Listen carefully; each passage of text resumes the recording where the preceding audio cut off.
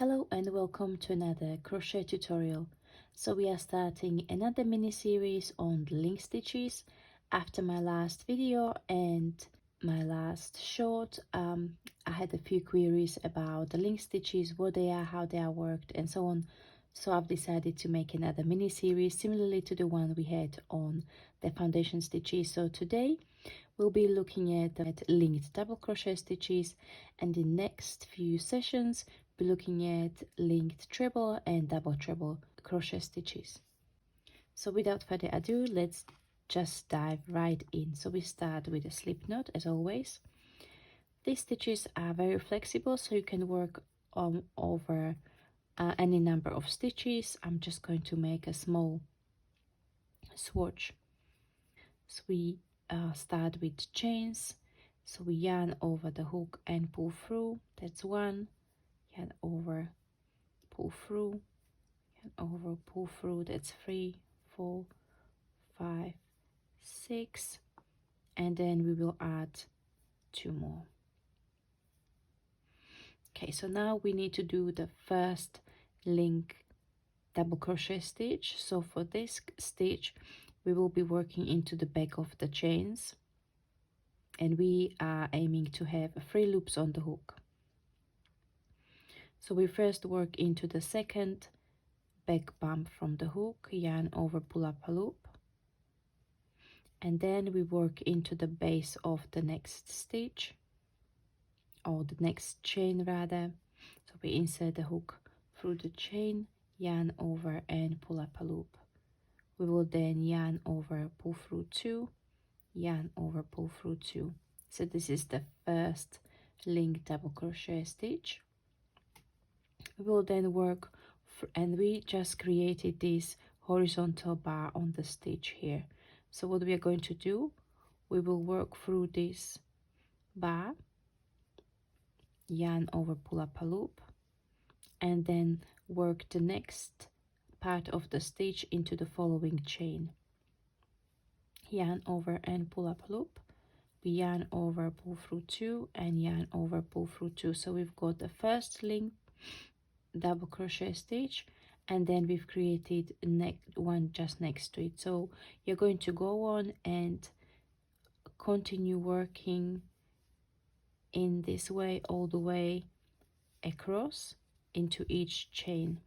Okay, so you pick up a loop in the horizontal bar and then in the next chain, and you will continue working along your multiples, and then I'll meet you at the end of the row. Welcome back. So we are on the last chain. You yarn over, pull through 2, yarn over, pull through 2. Now you can work these link stitches on each side. So this would be the right side and the other side is the wrong side. So you can see that the stitches don't look the same on both sides. So if you would like to have this as your right side, then you need to work a row of stitches which are relatively short, not to interrupt the stitch pattern too much. So in my latest video tutorial, which is for the Bambi baby blanket, I decided to work slip stitches to get back on the right side of the project. You can also work a single crochet stitches, so that's what I'm going to demonstrate now. So for single crochet stitch, you would chain 1 and turn, and then you would work a single crochet stitch in each stitch below.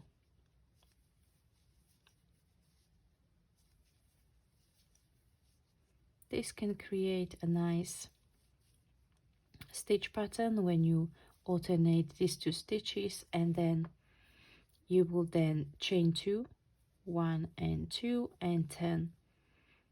Okay, so you can see that single crochet row of single crochet sitting on the top of the linked double crochet looks quite nice. So we chain 2. So next we'll be picking up stitch or loop in the second chain from the hook, and then at the base of the stitch, and you would just work the first linked double crochet stitch, and then work the link double crochet stitch as before.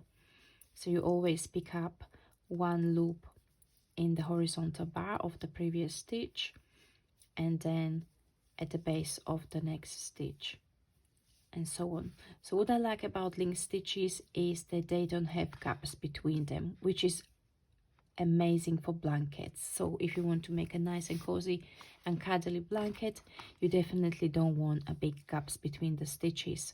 So this is an ideal solution. It creates a nice texture where you've got, when the horizontal bars line up, they create very nice texture. If you like, you can pick up the single crochet stitches in the back loops as well, creating another ridge at the top, at the front of the project. So there are various options. So now you know how to work the link double crochet stitch, and you can then go ahead and experiment and create your own stitch pattern. Okay, thank you very much for watching. I hope you enjoyed this super quick tutorial. So in the next one, we are going to look at how to work the link treble crochet. I'll see you next time. Bye bye.